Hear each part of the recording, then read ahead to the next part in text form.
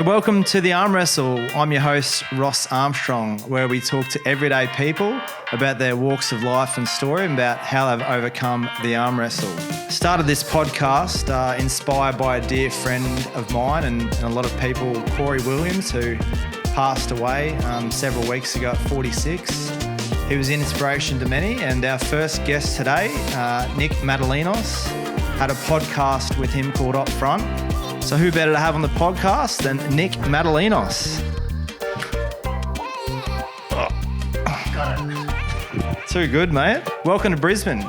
Thank you, mate. It's an honour to have, for me to be up here. I'm honoured to be in Brisbane. It means a lot when you reached out and you said that Corey was meant to be the first guest, but obviously, he's no longer with us. It just meant a lot that I was the next person in line. Yeah, well, I was a big fan of the podcast, obviously, and gave feedback to both of you guys. Yeah, don't I know it? About the podcast and two seasons and listened to it religiously. And I guess that's probably one of the reasons why we're here today. So firstly, I want to talk to you about your background and your life yourself. And then secondly, talk about your relationship with Corey. Yeah, well, obviously a lot of people know me as Corey's co-host on the show.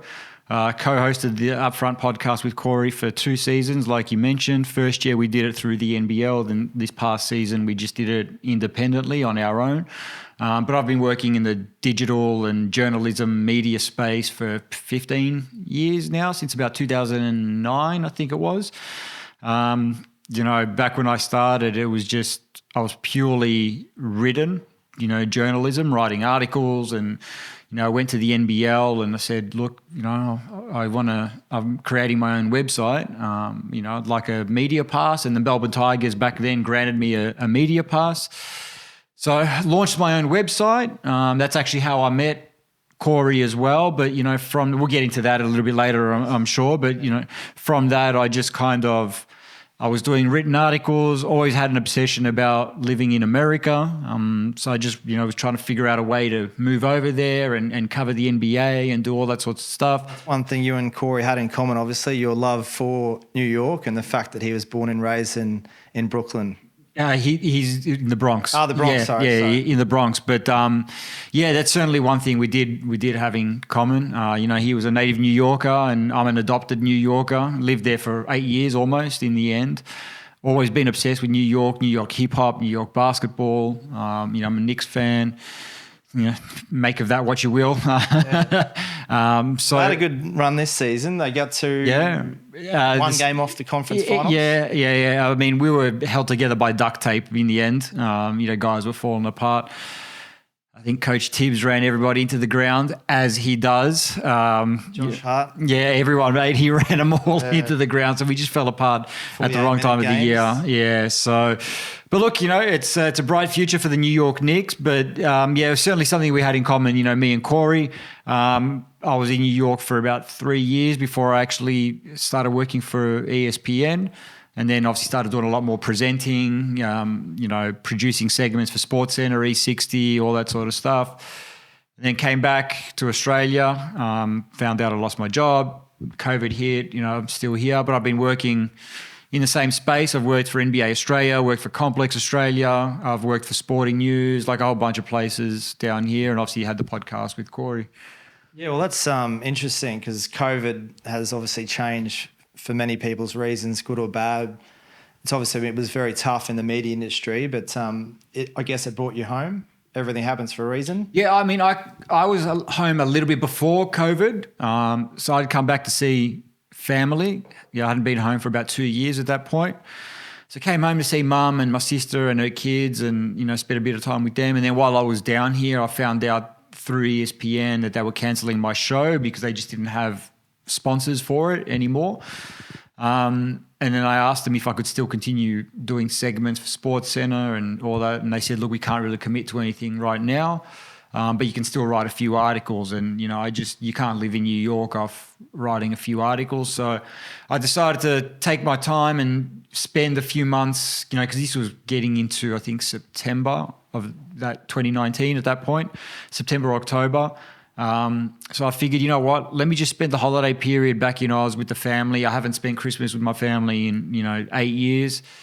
And then just after the new year, I'll sort of start reaching back out to people and see if I can make something happen. And I did just after the new year, and I was reaching out to people. And then obviously, as you know, I think February, everything started going down with the COVID. And I believe it was March where the NBA season was cancelled. I can't remember the exact date, but, I look at it like regardless, even if I was still over in the US, once the NBA season was cancelled, I would have had to come home anyway. I'm in real estate, and half of our market was Melbourne moving to Brisbane. Yeah. So, we were doing inspection sight unseen. People were buying properties based on a FaceTime call. So it was pretty extraordinary what happened to the Brisbane market and the people migrating from Melbourne. Since then, funnily enough, a lot of people have moved back to Melbourne to be with their families. Yeah. So it was an interesting time, but let's go back to those New York days. So you were there for how long? 8 Just under 8 years. Just under 7.5 years. Yeah. And from what we've spoken about and what I've heard about you obviously, Corey I think he was at the time playing for the Melbourne Tigers. He was playing, when I first met him, he was playing for the Melbourne Tigers. He only played for them for one season. So after that, he was playing, I think he went to the Mid-East. Because when I moved to New York in June 2012, and Corey was overseas. He'd come back to New York for the summer, so June, July, August, he'd be back in America or back in New York, and then he'd leave again. I'm pretty sure he was in the Mid-East at that time. Yeah, Middle East. Yeah. He's playing in Lebanon, I think. Yeah, so Corey, you don't mind if we cut straight to talk about Corey and this, obviously being in New York. So Corey played professional basketball all over the world, 12, 13 countries. Yeah, more actually, probably. I can't remember. He played quite a few. Started off as a street baller, and I think he's the first street baller or one of the first to be professional. No, there's been a few. There was definitely a few. He was like, Corey's path was different. A lot of these guys that were street ballers that ended up playing pro overseas, none of them had the longevity that Corey had. He played, I reckon, close to 20 years, professionally somewhere. Arguably what Corey's done after basketball, and which he's done many podcasts, videos, bits and pieces, where he calls it the pivot. So a lot of these professional sports people don't have a plan after they finish their basketball career, but Corey had a plan, and he was only really just starting to hit a stride later down the track with where we met was with training and coaching and personal development, and he had many roles with the NBL, Foot Locker, ambassador for Replay, Hennessy, all these deals. He had his hands in a few pies, but one thing the guy could do was the first time we met Corey was, I'll call it 3.5 years ago, I think it was, and he said, I'm going to make all of you feel 7 foot tall in the room. And the first thing, when I resonated with Nick is the same thing, we just felt bulletproof talking to Corey. Yeah, absolutely. The example I was honoured to give one of the eulogies at his funeral service, and one of the things that I wanted to mention was, whenever I went out with Corey and been to many events, whether it's in New York or Melbourne or wherever, he always, I knew my role. Corey was the star, people know him and all that, but he wanted you right there alongside him, and he gave you that confidence of the phrase that I used during my eulogy was from a Jay-Z. It's a lyric from a Jay-Z track where he says, walk like a ball player. He gave you that confidence to walk like a ball player. Yeah, well, when Corey was here, actually, funnily enough, Brian Lara, the cricketer, was here, and, Corey being Corey, next thing you know, he's at SK's sitting next to Brian Lara, drinking champagne, tequila, the whole lot. And, Corey just didn't make you feel like Brian Lara was any better than you. You were as good as Brian was. So he had that knack of making you feel like that. And that's why he was loved all over the world. Nick, we caught up last night, and you told me a good story about the first major outing you had in the US. When Corey was and you had all those big events, you had Beyonce. Oh, yeah. I hadn't moved to New York at that point. I was still it was one of the times I'd gone there for it was vacation / we were trying to get a project off the ground, Corey and I, and we're trying to shoot a trailer for a reality series that we're trying to get done around him and his life. So it was a little bit of both. But, he said to me, and he's the king of just like, look, be here at this time, we're going to go here. It was just like a real last minute thing. He's like, man, you got to come to this party on 42nd Street. And Swizz Beatz, the hip hop producer who's now married to Alicia Keys, was creative director of Reebok at the time. And they were launching a brand new sneaker. So they were having this launch party. And Corey was just like, just come. And I said, man, how am I going to, he goes, we're going to be there, just come. I said, how am I going to get in? I don't know anyone. He said, just ask for, such and such at the door and tell them you know me and you'll be good. I said, all right. Yeah. So I go down there. I ask for this dude at the door. He comes up and he's like, yeah, I know Corey. Straight through. And I walk in and, this is my first time being at one of these events. And, how old would you have been back then? I was probably about 29 or 30. Hopefully I'm not aging myself. No, not at all. Because that information is G14 classified. No, I was just trying to track it back. So it's all G14 classified. It's about 4 years ago. Yeah, it's about 4 years ago. So I walk in and the first thing I see when I walk in is Lil Wayne walking in one direction and Beyonce is over there and Puff Daddy's over there and a whole bunch of celebs and Corey sees me and I'm just like one of those gobsmacked. Yeah, I was when you go to the the carnivals and those machines that are just like, I was one of those guys. And Corey's just laughing, he's laughing at me, but he told me like, don't be starstruck. Like these people just like you. And ever since that moment, like I don't think I've ever been starstruck by anyone. Well, that's, I think with Corey, that's how he made Brian feel at the time, and I think Brian actually asked Corey for a photo. So yeah, I believe it. But yeah, one of those nights, he was down here to train the team, which had been in the making for several years with COVID. But one of those nights, I remember he said, "Where's the best place in town to go to eat?" And I'm like, oh, at the time, obviously SK's in Hellenica.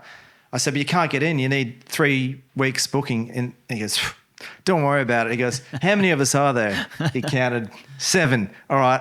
I walk up there. She's like, so this is booked out months in advance. And he said, I'm staying at this hotel with these people who've flown me up here. And he did his thing. Next thing you know, we've basically put in the VIP area of the Carlisle of the Hellenica in a pool area. And she apologised to him. And I think I'm almost certain we got a free bottle of champagne. Yeah. I was like, what the hell just happened?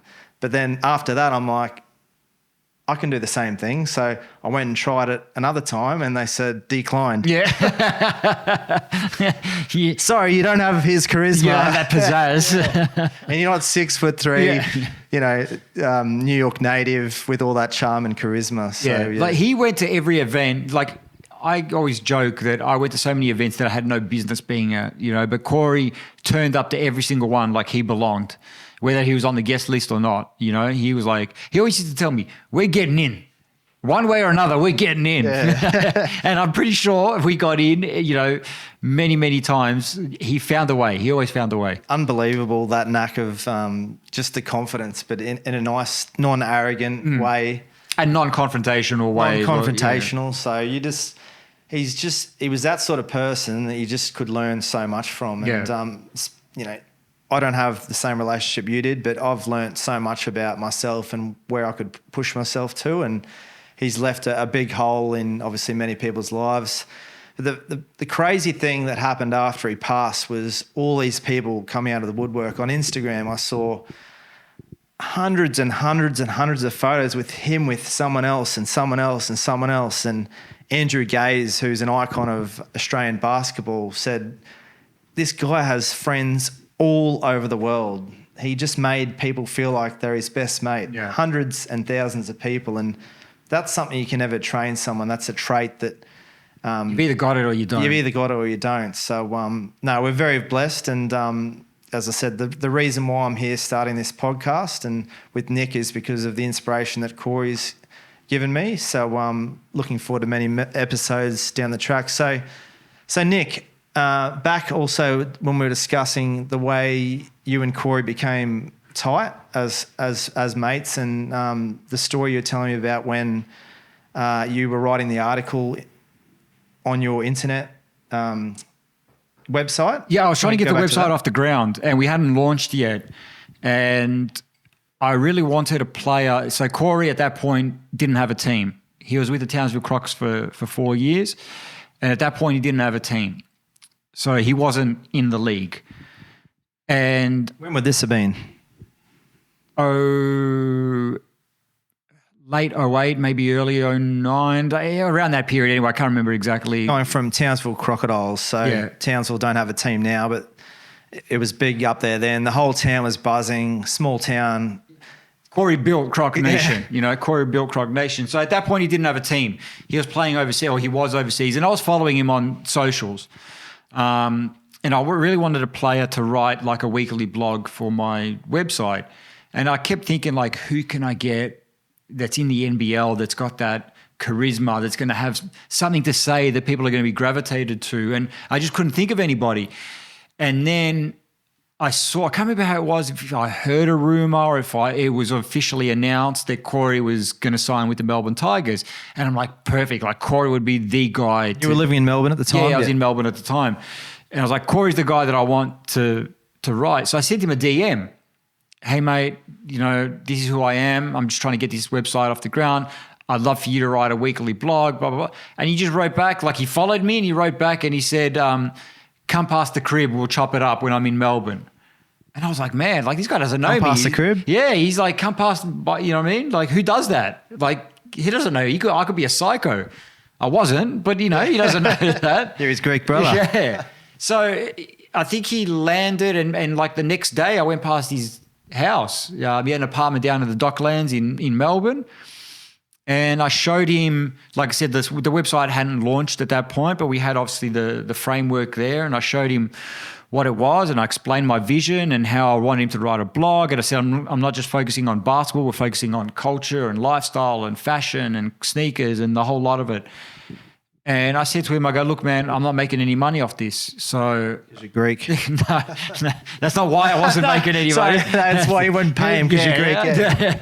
That's not coming from me. That's from me. I said, look, I can't pay you at this point. I said, but once I get a little bit of money coming in, obviously I don't expect you to be doing this for free forever. And he said, I'll do it. And he said, you know why? He goes, because I fuck with your vision. So he knew, like he saw, I guess, a little bit of himself and that drive to that hustle, that wanting to do better and ambition. And then I told this story at his service, and that's where you got the Greek thing from, where he was telling me. First thing he asked me after that is he wanted to know about me and where are you from, and and I was like, yeah, I'm Greek, and he said, yeah, I played in Greece. I said, oh yeah, I go for who? And he's like, Marousi, and he goes, but I was only there for like 3 weeks. And I said, what do you mean only 3 weeks? He goes, why'd you leave? He goes, because they didn't pay me. And I was like, damn, I'm yet another Greek that's not paying him. As a Greek, so. But yeah, he was asking questions about me and wanting to know more about me, which spoke to the type of person that he was. And one of the first questions he asked me was like, you like to go out? Yeah. This is when, he was the star of the league. He had a Twitter Mohawk era. Yeah, Mohawk. He had a Twitter following. Like, social media wasn't big back then. It wasn't what it is now, but he certainly knew how to use it. Yeah, and he knew how to use it. And the guy ended up with 180,000 Instagram followers, and which is like, I don't know how many times more than the NBL, but it's got to be 6 or 7. So, but continue on with his story. Yeah, just from that point, like initially it was just Corey would write a weekly blog, I would post it. And then one point he was set to appear. Forgive me if I'm pretty sure it was the Bill and Boz show on Foxtel with Bill Woods. Mike Bosnich and Bill Woods. I'm pretty sure it was that show, but it was so long ago. Bosnich is like the soccer version of Corey without all the incidents. But I was going to say without all the incidents. Corey didn't have the incidents that Boz had. But they would have, I'd like to have they got along very well. I'd like to have a couple of beers with those two guys. Well. Yeah. So he told me that he was going to appear on a national, TV sports show. I said, hey, mate, can you do me a favor? He's like, what? I said, can you just mention the website and just say that you've got a weekly blog? And he goes, I ain't going to mention it. And I'm like, oh no, like maybe I've overstepped my favors. He's already doing it for free, you know? Yeah. He goes, I've got something better. And I'm like, oh, what's better than mentioning, the website? He goes, you'll see. So he didn't even tell me. He goes, you'll see. This is live TV. Live TV. It was like a Wednesday night, 8:30 p.m. It was prime time. And he turned up on the show with a black T-shirt, which I've still got at home. And it said he was ever the promoter. It said @CHomicide. So he's promoting his Twitter handle as well. He had another friend's business or website on the top. And then right below that, it said www.starting5.com.au. And he made that up himself. Yeah, he made like 3 T-shirts up. I've still got one of them. I think Corey had one. I don't know what happened to the other one. And they asked him like, what's going on here? And he said, well, this is my friend's thing. And this is the website that I write my weekly blogs on. If you want to know what I got to say, Starting 5 every Thursday. And I was like, oh shit. How good's that? And I remember checking like, the admin side of the website, and the numbers had gone through the roof. So it definitely gave the site a big plug, and obviously, me too. Yeah. And then where to from there after that sort of exposure? Me personally or Corey? Yeah, you personally, yeah. So I continued doing NBL stuff, but I was like flying to the US for like a month every year. So January, February, because the tickets were a little bit cheaper. I wanted to go catch a few NBA. So I'd go to America, usually LA and New York, and most of my time was spent in New York, watch as many NBA games as I could, and then, come back. Because I wanted to see how they did things from the media perspective over there, because they're the best in the business, right? So I would see how they would do it. I'd come back, continue doing NBL games, and I did that. I went in 2008, but not as media. In 2010, I went for the first time as media to NBA games. Then I went twice in 2011, and then I moved over in 2012 because I just got back and I was like, man, I've got to stop going back and forth. I just need to. With Corey would go back, so he'd play the season, or when he was later commentating, he'd commentate for the season. He'd always go back to So whether this is before he was doing the commentating stuff, so he was still playing at this point. Oh, he's still playing. Yeah, he was still playing. And once the season would finish, he'd go back to New York. Yeah. And were you there at the time? No, when he was in the NBL. So in 2012, when I moved over there, I'm pretty sure he was in the Mideast at that point. He may be Lebanon or something like that. Or maybe he just finished up with the Tigers. But pretty much every summer he would be back in New York. And he was playing at those local parks, the Rucker Park. Yes, and I would go to, if he was playing at Rucker, I'd be there. If he was playing at Dykeman, I was there. West Fourth. I've got so many great photos of us at all these parks. And that's that rapper, excuse me if I forgot who the rapper was. 2 Chainz. 2 Chainz. I don't know if many people know who 2 Chainz is. Probably over there. Massive, but tell us the 2 Chainz story. 2 Chainz. So he's a big rapper, and he turned up to Rucker Park once. So Corey was actually playing. So I was on the court. For those who don't know Rucker Park, can you quickly explain Rucker Park? It's probably the most famous street ball court in the world. It's where all the legends have played. Wilt Chamberlain, Kareem, Kobe's played there, LeBron. Like the underground MCG in Melbourne. Not the underground, but people know it, like everyone knows it. Absolutely. Yeah. Like, tourists go up there. If you're a basketball fan, you certainly know Rucker Park. It's up in Harlem on 155th. And Corey was playing, so I was standing on the court watching the game, like on the baseline, and Corey was playing, the game's going on, and 2 Chainz turned up, and he starts walking on the court, and the game stops. During the game? Yeah. They do that. People just turn up. It's not like, They're not keeping score, or? Yeah, they're keeping score, but everything just stopped, and 2 Chainz is walking across the court. People are like, 2 Chainz, 2 Chainz. And he made a beeline for Corey. Yeah, and right. they hugged it out. And I remember going to Corey, how the hell do you know 2 Chainz? Yeah. He's like, man, we played college basketball together. And I was like, I did not know that. So they played together at Alabama State. And I was like, okay. I was like, man, I need a photo with 2 Chainz. Well, in one of the boys' podcasts on Upfront, one of the viewers' questions was, who's the most famous person you met? And Corey said, and then Nick said, man, you must have met some famous people. You had to really think about that. And he goes, Bill Clinton, when he was president. And Nick's like, what? He goes, where at? He goes, Rucker Park. Yeah. He came up. Yeah, he came up with his security and because Corey was the star of the show and came up and introduced himself. And, Yep. But, you know, the list of people that he would have met along the way and the way he conducted himself. Well, I was always like impressed impressed when I say that, it's like he's from New York, right? So, you know, basketball and hip hop are kind of intertwined, especially in New York. You know, the rappers want to be hoopers and the hoopers want to be rappers. But Corey knew all the New York guys. Like, I don't know, you probably won't know these guys, but there was a big group out of New York in the early 2000s called Dipset, the Diplomats.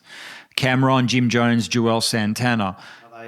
Corey knew them all, right? They all know Corey. Sport or music? Rappers. Rappers, yeah. So, you know, he knew all these New York guys because they would turn up to these Rucker Park games or Dykeman or wherever.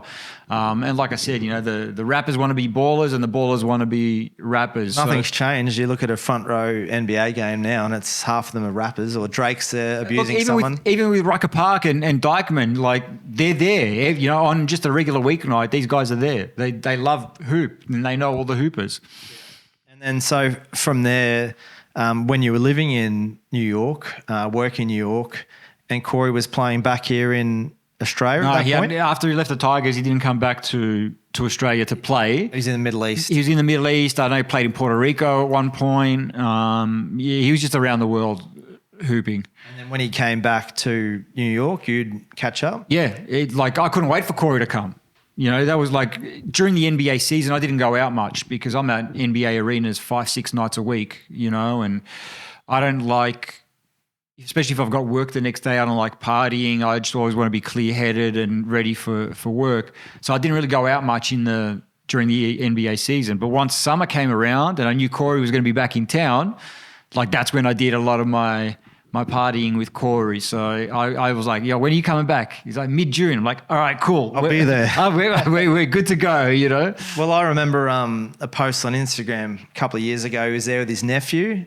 You remember Major. His nephew? Yeah. And they're at it wasn't a party, like he could get him in there, but turns around, it's Kevin Durant, turns around, there's Tatum, and the nephew's getting photos with Tatum and photos with Durant. I remember afterwards how elated and pumped the nephew was, but Corey just said to him, now, what do you got to do? Work. Yeah. What do you got to do? Work hard to get myself in this position. I'm like, how good's that? You've just taken this 13-year-old roughly kid there, and instead of just meeting these people, you're trying to teach him a lesson about hard work and how to get there. And I did a lot of one-on-one coaching sessions with Corey.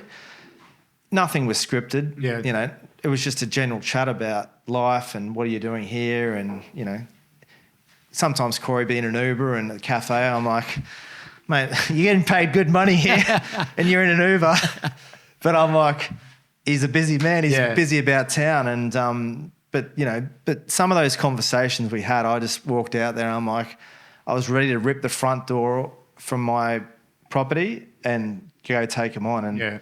And when I was down, you know, pep me up as a mentor and, you know, inspiration guide, but he didn't do it.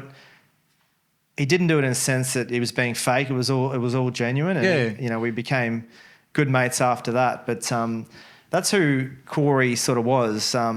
I said this, sorry to cut you off there. I said this when I did the eulogy as well, that, you know, I knew he always wanted the best for me and he wanted me to do the best for myself. So I was in a lot of those situations too, where if you're feeling down, he'd always have something positive to tell you and pick you back up, or he'd encourage you. There was never any negativity around him. Never. Well, he probably enjoyed time with everyday people like you and myself, if you call that, than a big star. Yeah. Like that's sort of how he was. And you know, as people clung on to him down the track and always wanted something, I think that he resonated with guys like yourself and myself as everyday people that just wanted to hang out and, you know, have a good time. So, which is a rare trait, especially when you're at that end of town. But yeah, obviously, you know, he's left a big hole in many of our lives, his family. So this podcast, this is only the first episode, but planning on down the track, you know, season 2 and 3, getting some sponsors on board, and the aim long term is to try and donate some money back to the family. You know, his young kids, Gabby and Bella, and you know, his partner, who's been through a lot as well. So anyway, hopefully we can leave a legacy. sorry, not we can leave a legacy, but his legacy will continue his legacy and not be forgotten about. And I guess that was one of the reasons why I wanted to start this podcast as well, to have my own legacy. So, down the track, if anything happens to me, I'll have something to fall back on, because since he's passed, I've listened to a lot of the episodes you guys have done. I've gone back to season 1, episode 1. I've gone back to season 2, episode 1. Yeah. Obviously, he had a little bit of different voice back then because of the cancer. So when did you find out about him being sick? We went out for my birthday last June, first week of June. In Melbourne? In Melbourne. Went out for dinner, and it was a Friday night, and I knew he was leaving the next week to go back to New York. And he said, let's catch up on Sunday. I said, no worries. It didn't happen. I can't remember for whatever reason. We didn't get a chance to see each other, but he called me. We spoke on the phone for about half an hour, and he said, look, man, when I get back, the show's on. We're going to do this, this, this. And like, he was laying it all out for me. In his mind, he knew exactly what was going to happen. So, I joked and I said, look, man, I might have to, block you on IG because you're going to be back in New York and I'm going to be jealous and you're going to be at all these parties. He's like, nah, I'm just going to go relax. And I was like, no, you're not. He's relaxing a bit different to most people's relaxing. To most people, right? So anyway, like I said, we spoke. He left. First couple of weeks that he was gone, we obviously texted each other every, now and then. Hey, man, how you doing? Et cetera, et cetera. And then I believe it was early July, posted a photo, and I knew exactly where he was because me and him used to go to that rooftop bar. I was about to say that's that rooftop bar. Yeah, looking Jimmy gone. At the James, right, down in Tribeca. And we used to go to that rooftop bar a lot. So I knew exactly where he was, and he'd lost weight. And I was going to comment, bro, like, you've lost a lot of weight. And in hindsight, I'm glad I didn't. And, I know what good weight loss looks like, and I know what, bad, and it didn't look good to me, right? So I'm glad I didn't. So I didn't say anything to him. And then a few days later, I was talking to my ex-girlfriend in New York. We still keep in touch. She's very good friends. That's how I met her, was kind of like through Corey. So she knows Corey very well. Corey? Yeah. And she kind of just said to me, she goes like, Nico, she's like, Corey's in hospital. And not the nurse, is she? Or? No. And even another friend that was a nurse, I think, that might have told him to go back to the doctor. No, it was her. But she's not a nurse. It was definitely her. Like, so I said, my mind still didn't go to anything bad still. Even though I'd seen that photo and she said that he's in hospital, my mind still didn't go to anything bad. I said, what's wrong? I was like, maybe he sprained an ankle or, something. She's like, he's sick. She said, it's cancer. And I was just like floored, and then I messaged Corey straight away and I said, look, man, I just heard, I don't know what to say. I'm in shock. And he just wrote back, we all are, and we texted a little bit, and I didn't want to ask too many details because I was like, when he's ready to tell me, I know he will. Respectful. You're trying to. There's not much to say in that situation, what can you say? So, so it turned out my ex-girlfriend had said to him, it was like a Wednesday night, and she said, mate, she didn't say mate, but she's like, you need to go get checked out because you've lost a lot of weight. And he went and got checked out, and next morning they told him it was cancer. I remember talking to him previously, and he was always tired, but he always thought that he was tired because there'd been a big NBL season. Remember him telling flying you that. Around town. He's always, he's in WA for the Summer Jam. He's in Brisbane with Foot Locker duties. He's back in Sydney. He's back in Melbourne. But I'm just like, he shouldn't be this tired like all the time. So obviously, it was all related. Yeah. But I guess that's one thing as well. I went to the doctor recently and said, I need to get checked out for all this sort of stuff. So it probably is going to raise, hopefully, awareness for people in similar age groups. Yeah, I did the same thing. I didn't get I just went to the doctors to get a blood test. And he was like, look, this obviously doesn't cover everything. I was like, let's just make sure the blood works good first. Let's start with the blood work. Same as me. Because we're all getting a little bit older now. And even it's, you don't have to be that old, really. No, but I'm just saying, like, we're not, when you're younger, you feel like you're invincible and nothing's ever going to happen to you. But the older you get, and I was telling you this story last night, I had another friend pass away, at age 40, 41 from brain cancer a couple of months before Corey passed away, and it starts to hit home that we're not invincible, and we need to get ourselves checked out and make sure everything's good. 100%. And for anyone who obviously is getting on with age, obviously I'm only early 30s, Nick's mid 35. I was going to say I'm early 20s. But just things do happen a bit early these days. So get checked out. No one's invincible. Yeah. So when Corey came to Brisbane with the team several years ago, we put him up at the Carlisle. He demanded we fly him up business, which we did. Obviously, he was on boats. He was doing short films for KO Sports and shoe boxes and videos.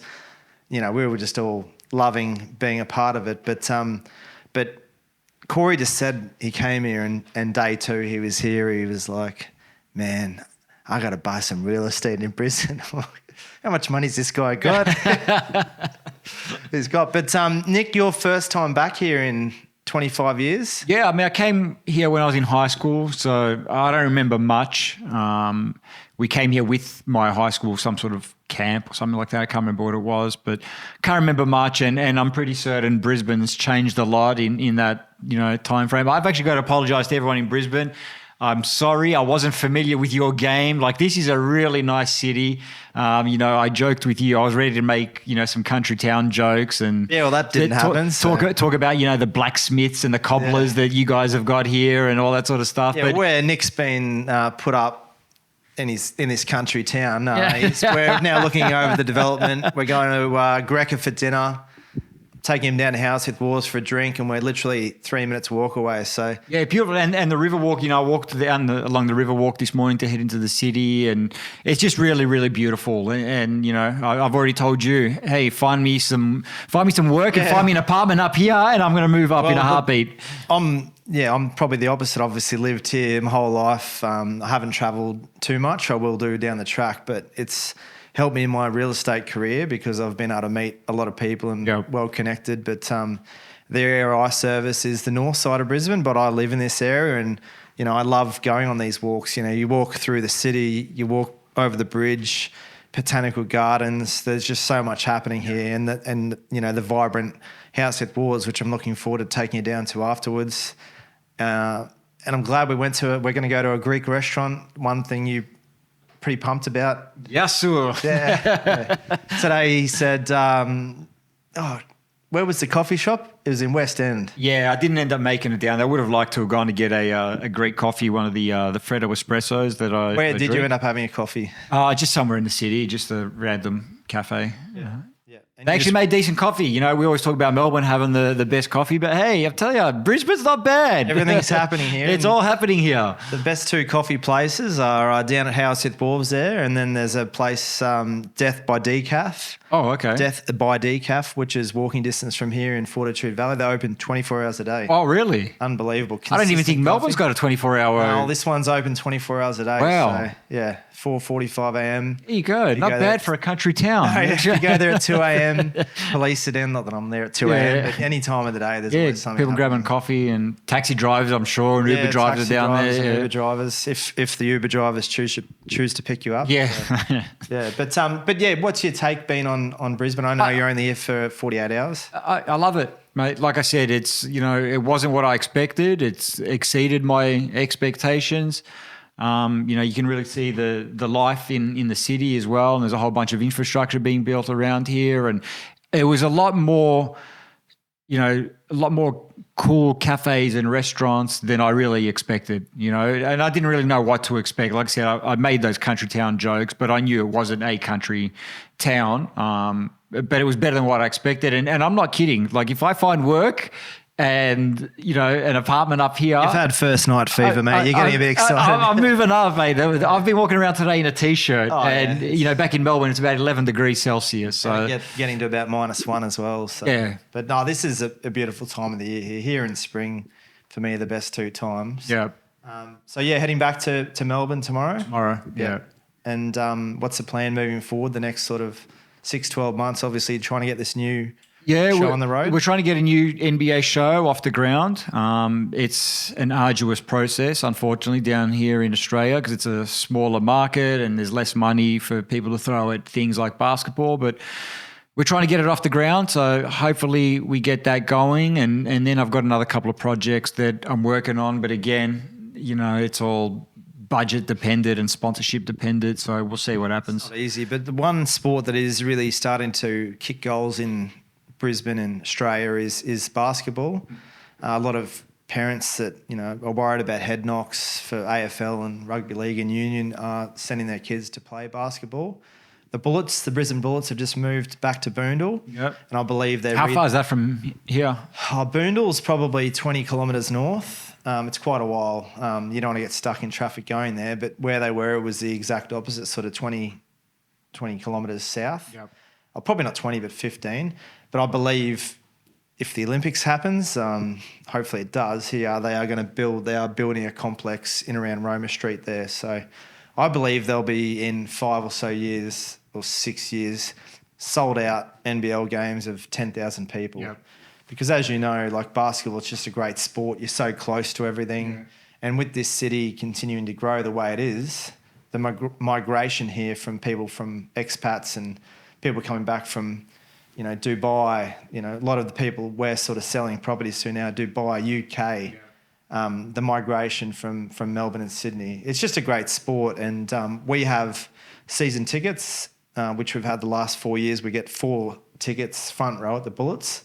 And just the atmosphere where you can integrate with the players. You just don't get that experience at an AFL or league game. So it's a good basketball town here too, because I remember when I started following NBL and the Bullets were good, and Leroy Loggins and Derek Rucker and all these guys, and it was always a good crowd up here.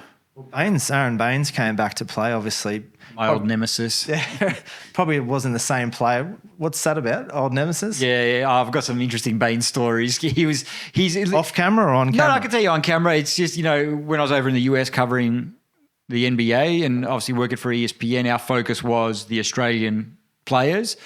And Baines was always a little bit of I never thought that he liked me, because he was just very...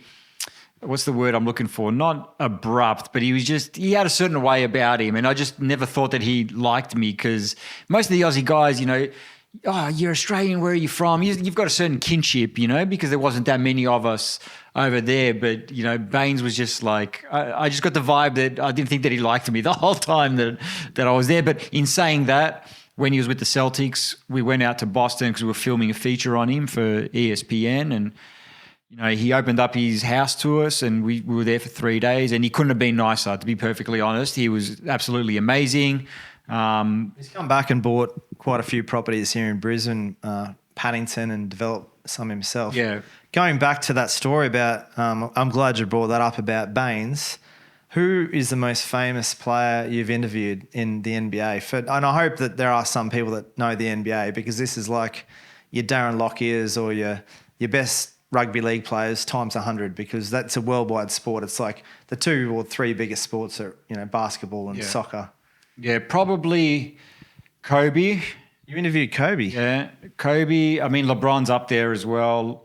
Giannis has got to be up there. How long do these interviews go for when you're speaking to them? So these guys, somebody like me doesn't get granted a one-on-one interview with them. But for example... in a media, what do you call that? Like a scrum. A scrum, yeah. But with Kobe especially, it was his last season. So he just announced that he was retiring.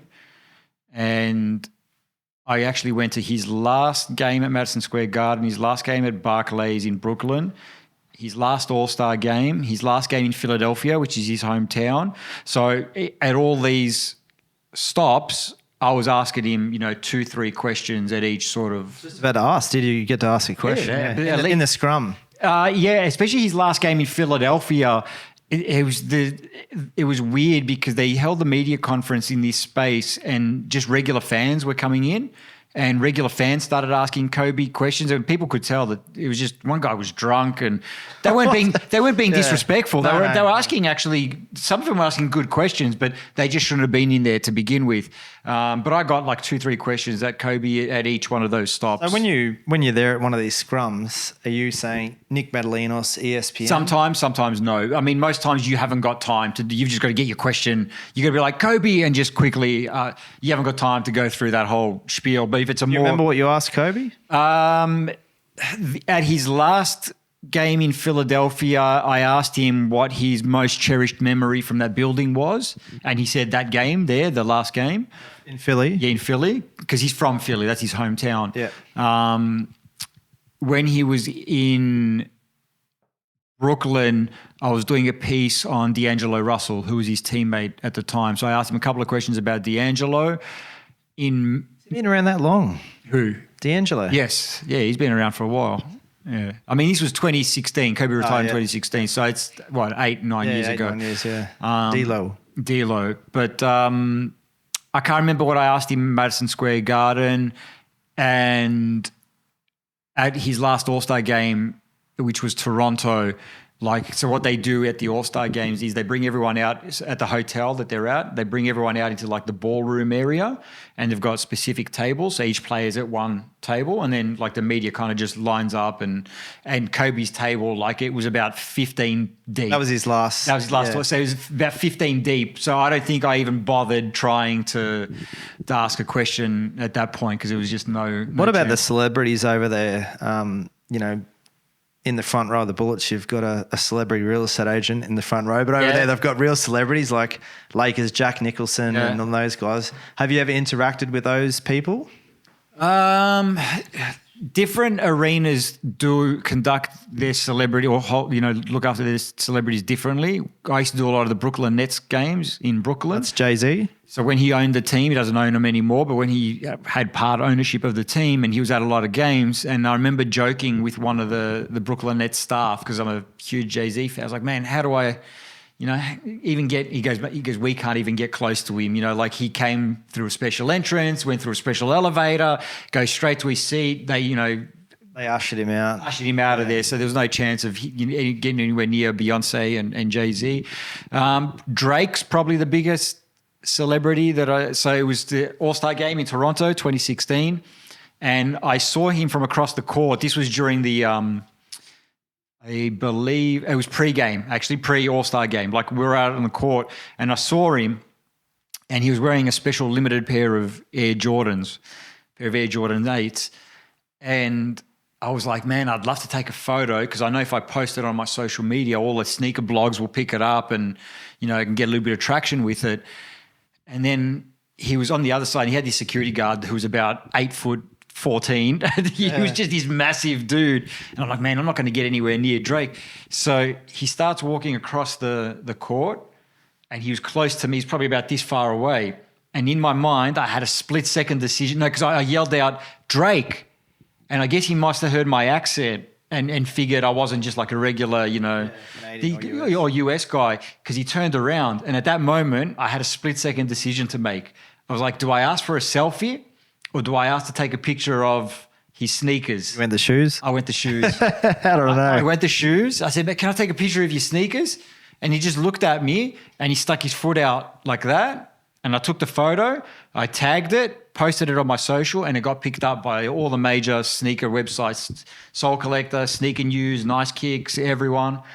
So that kind of went, viral from there. But in hindsight, I kind of wish I'd asked for a selfie. For those people who may not know, Nick is a mad sneakers man. Yeah. And what are those, during the podcast, you and Corey used to talk about the auctions or lotteries? The raffles. The raffles, sorry. Yeah. How do the raffles work? When it's a high demand pair of sneakers. So how many would they make? It just depends on the sneaker, 10, 20, 50, 100? No, not that limited. Those ones are usually just reserved for friends and family. They're called friends and family Friends pairs. and family, yeah. Yeah. For example, I just hit on a raffle a few weeks back for the new Travis Scott Jordan Low, and I don't know, maybe 50,000 pairs worldwide, which, I mean... Does that set you back for a pair of those? What was the retail on them? Like 200 or something like that? Okay. It wasn't... And what would they sell for if you try to sell them? These ones aren't that sought after, but you could probably still clear 700 if I was to sell them. It's amazing if you've I'm ever... not going to. No. Most sneaker fans do not sell their shoes. Look, a lot of these days, the sneaker market's changed a lot, and a lot of people just buy to resell. I'm a sneakerhead. Like I buy my stuff to wear, so. Some of the shoes that I remember you and Corey talking about on the show, he had shoes worth 10, 20,000, didn't he? He had the Dior's. He had the Dior Jordan yeah. 1s, which were like 20K, 15K Australian, 20K He'd never Australian. sell them, but he would wear them. He wore the hell out of them. Yeah.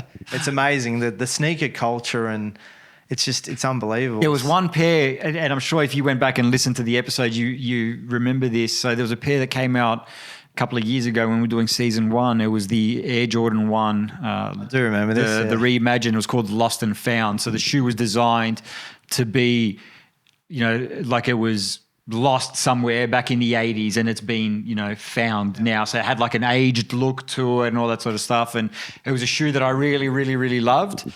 And I remember, I think I entered 18 raffles for that shoe and I struck out on all of them. And then we started to do the show one day and Corey just turns up wearing a pair of the Jordan 1. I said, where'd you get those? He's like, I sent them to me. I'm like, oh, man. Yeah, I do remember that. Yeah, I do remember that. And then I remember Bella had come down not long after and they took a photo in the elevator of his apartment building, him and Bella, and they're both wearing it. And I was like, okay. And I remember commenting underneath the photo, I said, now you're just taking the piss, man. Yeah. I never saw his collection, but I'd imagine it was a pretty special collection. You know what Corey did, though? I do the same as well. He donated a lot of those shoes, obviously not the Dior's and, the super expensive ones, but... Locally or back? Yeah. There was a guy, Manny, that works with South Sudanese youth over in Melbourne, and Corey donated a whole bunch of pairs. I've donated pairs to him as well. And when I was in New York, I donated 30 pairs to a homeless shelter on the Lower East Side. And then when I came back to Australia, because I had way too many shoes, and I donated, I think, another 30 pairs to a youth homeless shelter down here as well. Well, I mean, it's my way of giving back because one, I don't need all these shoes, and two, I'm very fortunate and blessed where, not that I'm very well off in life, but I don't want or need for anything. So it's a good feeling to give back. It does. It makes you feel good. Yeah. It does. Like when I donated them in New York, the guy was like, "Do you want a tax invoice for this?" And I said, "For what?" And he goes, "So you can claim these back on tax." I said, "I'm not doing it for tax purposes, mate. Just take the shoes." Well, I remember talking about sort of charity and giving back. Remember when Corey, Larry organised it, and Corey went and Larry and Anita's Foundation. Yep. Do you know what that was called? No. Well, Larry, who is the CEO, well, he's the owner, of the NBL. They have a charity, and Corey went and spoke to them probably 6 weeks before he passed, and he wasn't well. Yeah. And it was about talking to kids, trying to motivate them to I remember seeing that, and that brought a tear to my eye. But that's the sort of person Corey was. Yeah. He gave back, whether it be shoes, clothes. He donated clothes, but more importantly, time. Time. And when someone's in his position, time is probably the most valuable thing. Obviously, looking back because he's not here with us anymore, but time is the most valuable thing. And the guy would never go without a few hours of replying. Yeah. And obviously that was detrimental when you're with him because he had 9,000 people talking to him, so he had to reply to them all. Yeah. But if you spoke to him or you needed to speak to him or text him, he would reply straight away. And it's a beautiful thing. So, yeah. So, Nick, we're sort of getting ready to wrap up. Yep. This first episode of the podcast is first of many. First of many, hopefully, yeah. So the way the podcast will work, that'll be 8 episodes of the first season. Hopefully, if we get that far, which was Corey's. This will obviously be the most successful. This will be the most successful one, yeah. Hopefully, yeah. Nick Metallinos. We didn't know who Nick Metallinos was. Now we do. So first of 8. Yep. Mate, we thank you so much for your time and being on here today, and hopefully we get you back in Brisbane, and you can spice this up on your Instagram account.